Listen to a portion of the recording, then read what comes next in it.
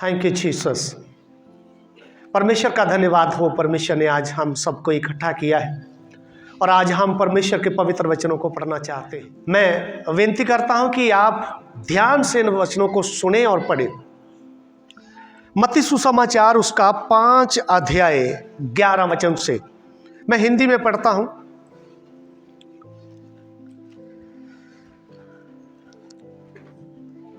धन्य हो तुम जब मनुष्य मेरे कारण तुम्हारी निंदा करे और सताए और झूठ बोल बोलकर तुम्हारे विरोध में सब प्रकार की बुरी बातें कहे। 12 वचन। तब आनंदित हो और मग्न होना, क्योंकि तुम्हारे लिए स्वर्ग में बड़ा फल है, इसलिए कि उन्होंने उन भविष्यद्वक्ताओं को जो तुमसे पहले थे इसी रीति से सिताया था।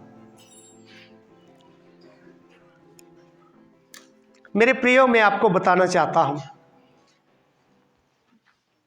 अगर आप सच में मसीह हैं, अगर आप प्रभु यीशु मसीह के ऊपर विश्वास करते हैं, आप उनके सच असली चेले हैं, तो आज ये वचन ध्यान से सुन लें। अगर आपकी मसीह जीवन में निंदा नहीं है, दोष नहीं है, आपको लोग दोष लगाएंगे, आपकी निंदा करेंगे, ये आपके साथ अगर नहीं हुआ है, नहीं हो रहा है, तो फिर आप सही में चेले नहीं हैं। लोग बुरी बुरी बातें कहेंगे, ये वचन में लिखा हुआ है। अगर आपकी जिंदगी में सताई ना हो तो आप मसीह कैसे? अगर आपकी जिंदगी में दुख ना हो, कष्ट ना हो, आपका विरोधी ना हो, तो आप मसीह कैसे? शैतान आपको रात दिन जीने नहीं देगा। यही है मसीह जीवन, यही है जयवंत जीवन जो हम सब ने जीकर यहां से प्रभु यीशु मसीह के पास जाना है। यह निराश होने का समय नहीं है, यह उदास होने का समय नहीं है, यह मुंह लटकाकर बैठने का समय नहीं है। आप बीमार हो, धन्यवाद करें। आपके पास पैसा नहीं है, निराश ना हो, धन्यवाद करें। आपकी निंदा हो रही है, धन्यवाद करें। आपके परिवार की ओर से, आपके भाई बहनों की ओर से, आपके समाज की ओर से, आपके पड़ोसियों की ओर से आपका विरोध हो रहा है, धन्यवाद करें, क्योंकि चुने हुआ व्यक्ति के साथ ही ऐसा होता है।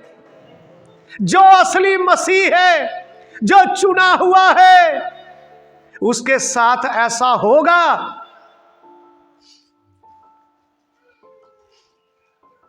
आपको अगर समाज में मान सम्मान नहीं मिलता है तो आप समझ लीजिए आप मसीह हैं, चुने हुए हैं। लोग आपकी प्रशंसा ना करें तो आप समझ लीजिए आप चुने हुए हैं, क्योंकि शैतान ऐसा लोगों को करने नहीं देगा। आप जब अपना यात्रा पूरी कर लेंगे, संसार में परमेश्वर का काम पूरा कर लेंगे, मसीह जीवन, जयवंत जीवन जीकर जब चले जाएंगे, तब लोग आपको याद करेंगे, तब बोलेंगे वो अच्छा व्यक्ति था। आपके जीते जी आप संसार के लोगों से आदर नहीं पा सकते। मैं आपको एक बात बताना चाहता हूं। अमेरिका की यह घटना है। एक नौजवानी जीवन में प्रभु का दास सेवा करने के लिए आदिवासियों में गया था, दूर देश चला गया था, 40 साल उधर रहा था। बुजुर्ग होकर वापस आ गया। जब वापस आ रहा था तो 40 साल के बाद वापस आ रहा था। उसके मन में ये खुशी थी, विश्वास था कि मुझे कोई लेने तो आएगा, क्योंकि मैं 40 साल के बाद आ रहा हूं, परमेश्वर का काम कर कर आ रहा हूं, दुख सह कर आ रहा हूं।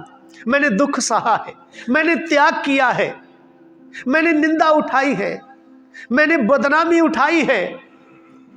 अब मेरा आदर मान होगा, मेरा सत्कार किया जाएगा। जब वो एयरपोर्ट पर उतरा तब उसी वक्त एक घटना, अमेरिका का राष्ट्रपति 3 दिन के लिए उसी देश में गया था। वो भी उसी दिन वापस आया और उसी एयरपोर्ट पर वापस आया। जब अमेरिका का राष्ट्रपति आया तो उसको लेने के लिए सैकड़े सैकड़े लोग आए, कितने ऑफिसर आए, कितने उसके अंगरक्षक आए, कितने आदर के साथ उसको रिसीव किया गया, उसको उतारा गया। ये बुजुर्ग दास देख रहा था, कोई मुझे लेने के लिए आया? कोई नहीं आया।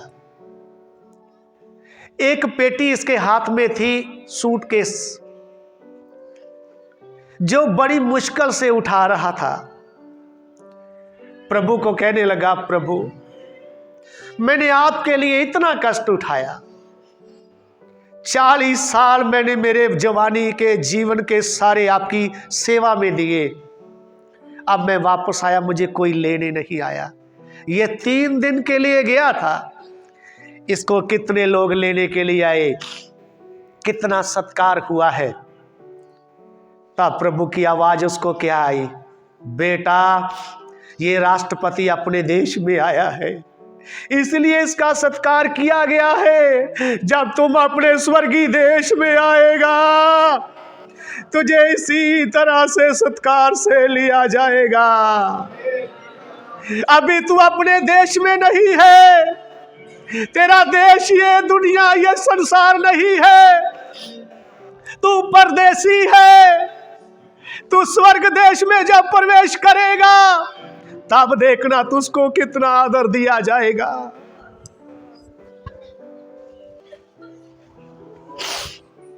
सच में प्रियो, हम इस पृथ्वी पर परदेशी और मुसाफिर हैं। हमें कोई आदर दे ना दे, स्वर्गीय पिता हमें आदर देगा।